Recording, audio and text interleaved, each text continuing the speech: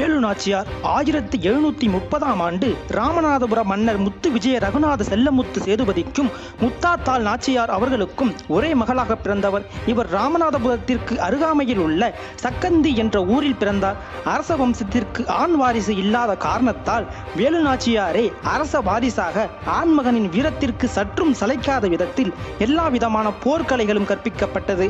சிலம்பம், குதிரை ஏற்றம், வாள்வீச்சு, வளரி வீச்சு, வில்வித்தை முதலான வீரக்கலைகளை திறம்பட கற்றுத் தேர்ந்தார். ஓர் வீர மங்கையாகவே வளர்ந்து வந்தார். பல மொழிகள் பேசும் திறனை பெற்றவராக ஆங்கிலம், பிரெஞ்சு, உருது போன்ற அந்நிய மொழிகளிலும் கை தேர்ந்திருந்தார். 1746ஆம் ஆண்டு சிவகங்கை மன்னர் முத்து வடுகநாதருக்கும் வேலு நாச்சியாருக்கும் இடையே திருமணம் நிகழ்ந்தது. அதன் பிறகு ராஜாங்கம், இல்லறம், மக்கள் என மனமகிழ்வோடு ஆன்மீகமும் கலந்து வாழ்ந்தார்கள். அவர்களுக்கு வெள்ளச்சி என்ற பெண் குழந்தையும் பிறந்தது. அந்த குழந்தையை சிவகங்கை சீமையை கொண்டாடியது. முத்துவடுகநாத தேவர் அந்த பகுதிகளின் வீரத்தின் அடையாளமாக பார்க்கப்பட்டார். ஏனெனில் இவரை எதிர்க்கும் திறன் எந்த எதிரிக்கும் இருக்காது. அக்காலங்களில் புகழ்பெற்ற வளரி வீச்சில் கை தேர்ந்தவராக இவர் இருந்து வந்தார். இக்காலகட்டத்தில் தான் பிரிட்டிஷாரின் கிழக்கிந்திய கம்பெனி இந்தியாவின் அதிகாரங்களை கைப்பற்றி வரி வசூல் செய்து கொண்டிருந்தது.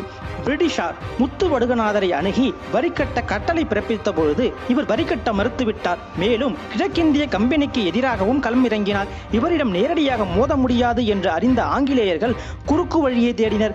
ஏனெனில் வளரிக்கலையை பற்றி நன்கு அறிந்தவன் அந்த ஜெனரல். முத்துவடுகநாதர் தீவிர சிவபக்தராக திகழ்ந்தார். அவர் கோவிலுக்கு செல்லும் பொழுது ஆயுதம் ஏதும் இன்றி செல்வதுதான் வழக்கம். இதை அறிந்த ஜெனரல் தனது ஆங்கிலேய குறுக்கு புத்தியை தீட்டினார். 1772ஆம் ஆண்டு மன்னர் வழக்கம் போல் காளையார் கோயில் ஈசனை வழிபடுவதற்காக சென்றிருந்தார். இந்த தருணத்தை எதிர்பார்த்து காத்திருந்தனர் ஆங்கில தளபதி பாஞ்சோரும் ஜோசப் ஸ்மித்தும். மன்னர் பூஜையில் ஈடுபட்டிருக்கும் பொழுது நவாப் படைகளும் ஆங்கில படைகளும் கோவிலை சுற்று வளைத்தது. மன்னரை மறைமுகமாக மறைந்திருந்து சுற்று வீழ்த்தினர். காளையார் கோவிலும் காளையார் கோவில் கோட்டையும் நவாப் படைகளின் வசமாகியது. தன் கணவர் தந்திரமாக கொலை செய்யப்பட்டதை அறிந்த வேலு நாச்சியார் கணவரின் உடல் மீது சபதம் செய்தார். தன் கணவனை சுட்டுக் கொண்ட ஜோசப் ஸ்மித்துடன் ஆங்கிலேயர்களையும் நவாப் படைகளையும் இம்மண்ணை விட்டு விரட்ட உறுதியேற்றால்.